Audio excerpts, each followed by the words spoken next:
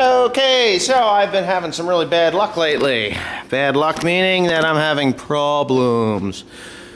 Anyhow, as you know, I changed the track on the CT332 skid steer. And when I did that, it's a funny thing. I tensioned the track to where it was supposed to be. Okay, it loosened up right away, boom.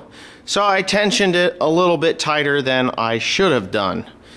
And what it did was, it took the bearings out of the rear idlers.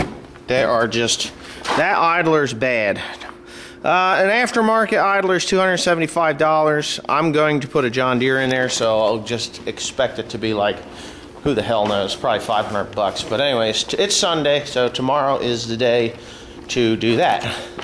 And after that, of course, that's one loader down. Then, of course, today we were loading hay out of, down in Amwell, New Jersey, at the Amwell Lake. Anybody that knows where that is. And we were loading those bales that had been sitting there for months at a time. And, I don't know, I hear a crack, bang, boom, and son of a bitch, look at that. It blew it out. So, anyways, I've got this chain on here. It's actually supposed to look like this guy, when in fact it doesn't anymore. It looks like, well, it looks like I lost a piece of it. And I did, I lost a piece of it. But I didn't really lose it. I actually have it.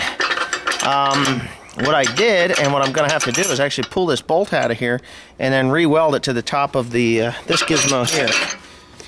And there is no spring in the other one anymore. Oh, this one here is getting pretty crappy too, starting to break up. But anyway, yeah, this is what happens when you put a shit pile of weight on the forks, pushing down. It will actually break those out of there. I've never had to break one out before, so this is kind of like new to me.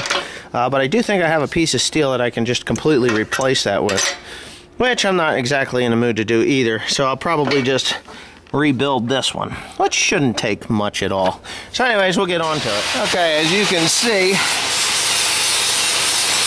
this is powder coated, and you know, so, but it's actually bent outward, backwards towards the tractor. So what I'm gonna have to do is actually lay a few beads of weld in there and build that back up again, strengthen it back up again. But as you can hear Timothy, he's running a grinder. So it'll be a couple minutes and then I'll be able to do that. But I'm gonna right now just bang that back with a hammer so that it closes that gap enough. And I'm going to make a really good weld there. Hopefully a really good one. Okay, so as you can see, maybe you can see, I'm hoping it's focusing. I have cleaned that up pretty good. And I actually cut a groove in the corner there where that crack is. And I'm going to lay a bead of weld down into that thing. And I'm actually going to lay a couple beads on there, try to strengthen it up a little bit better. And then I'm going to cut a piece of flat iron and put on behind there. Now, I don't think it's as important as, I don't think it's super duper important to have this thing like really tight, because all it's doing is down pressure. So this thing here comes, it pinches in there and blah blah blah.